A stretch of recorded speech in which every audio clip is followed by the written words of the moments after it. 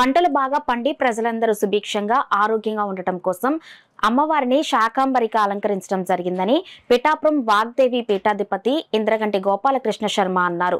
శ్రీ శృంగేరి శంకరమఠం ఆధ్వర్యంలో పిఠాపురం పెద్ద బజారులో ఉన్న శ్రీ మహాలక్ష్మి అమ్మవారి ఆలయంలో అమ్మవారిని శాకాంబరిగా అలంకరించి భక్తులకు దర్శన భాగ్యం కల్పించారు. ఆషాఢ మాసం చివరి రోజైన ఆదివారం నాడు పలు రకాల కాయకూరలు, ఆకుకూరలు, పండ్లతో మహాలక్ష్మి అమ్మవారిని దివ్యంగా అలంకరించారు. ఈ సందర్భంగా అమ్మవారికి విశేష పూజలు, అర్చనలు నిర్వహించారు.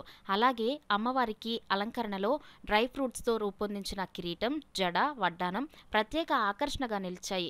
పెద్ద ఎత్తున భక్తులు అమ్మవారిని దర్శించుకున్నారు. ఈ సందర్భంగా ఆలయ ప్రధానాధికారి వాగ్దేవి పీఠాధిపతి ఇంద్రగంటి గోపాలకృష్ణ శర్మ మీడియాతో మాట్లాడారు. కార్యక్రమంలో సుబ్రహ్మణ్యం మాస్టర్, దొల్లా అయ్యన్న, మూర్తి తదితరులు పాల్గొన్నారు. మహాసురం ఆ దుర్గముడు అనేటువంటి రాక్షస సంహారం కూడా అమ్మ చేసింది. శతాక్షీతిమాంతత అనే రూపం కూడా చెప్పబడింది. ఒక రాక్షస సంహారం, దుష్ట శిక్షణ, శిష్ట రక్షణ, ఇవి రెండు అమ్మ చేసినటువంటి రూపమే శాకంభరి అలంకారం. ఈ రెండు ఎన్నో రూపాలతో చేస్తుంటారు, కానీ ఆకలి తీర్చమని మూడవ ప్రత్యేకత కూడా మన శాకంభరి అమ్మవారికి ఉంది. ఇవి మూడు చేసింది కనుక అమ్మ ఈ 3 రోజులు ఈ కాలంలో అందరిలోనూ కూడా ఆషాఢ మాసం చివరికి వచ్చేసి మనం చేసుకుంటూ ఉంటాం. అంతేకాదు పిల్లల్ని ఎలా చూసుకోవాలో 1000 కళతో కనిపెట్టుకుని చూసుకుంటాం అంటాం కదా, అలాగే అనంతమైన నేత్రములతో సహస్ర ఇవి అనంతవాచి శబ్దములు మహాభారతంలో చెప్పినట్టుగా.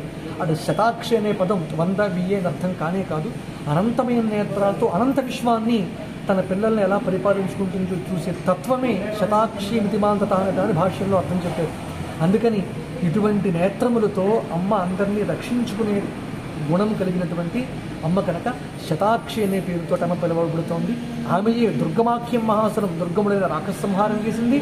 ఇది కాక శాకంభరీతి విఖ్యాతంతయాస్యాం యాం భువి అని ఆమె స్వయంగా చెప్పి నేను ఇలా వస్తానని చెప్పి అవతరించిన రూపమనిది.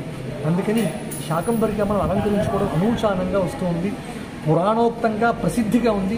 ఇది ఒక ఆధారపూర్వకంగా ఉండేటువంటి రూపమే. దీన్ని అందరూ అంగీకరించవలసిందే. ఈ శాకములు, ఈ కూరలు లోకానికి అందరికీ ఆహారాన్ని, క్షేమాన్ని, ఆనందాన్ని చేకూర్చుగాక అనేటువంటి తత్వంతో ప్రతి సంవత్సరం కూడా ఇక్కడ ఈ కార్యక్రమాలు చేస్తూ ఉంటాం. పంటలు సుభిక్షంగా పండి అందరి ఆనందంగా ఉండడానికి సంబంధించినటువంటి లోకం కోసం చేసే ప్రక్రియ ఇది. ఒక ఆలయం కోసం మాత్రమే చేసేది కాదు, ఒక ప్రాంతానికి సంబంధించింది మాత్రమే కాదు. అందరూ క్షేమంగా ఉండాలని, లోకమంతా సుభిక్షంగా ఉండాలని, పంటలు బాగా పండాలని, ఆరోగ్యంగా ఉండాలని చేసేటటువంటి ప్రక్రియ ఈ శాకంభరి అలంకారం. దాని ప్రసాదంగా కూడా తర్వాత అందరికీ అందజేయడం జరుగుతుంది. ఈ కార్యక్రమంలో పాల్గొన్న అందరికీ ఎంతోమంది విశేషంగా వేరు వేరు ప్రాంతాల నుంచి వచ్చి ఇక్కడ సేవగా గత 3 ఏళ్లుగా చేస్తూ ఉన్నారు. అలాగే ఈ సంవత్సరం కూడా అందరూ వచ్చి సేవ చేస్తూ ఉన్నారు. వారందరికీ కూడా మహాలక్ష్మి అమ్మవారి అనుగ్రహం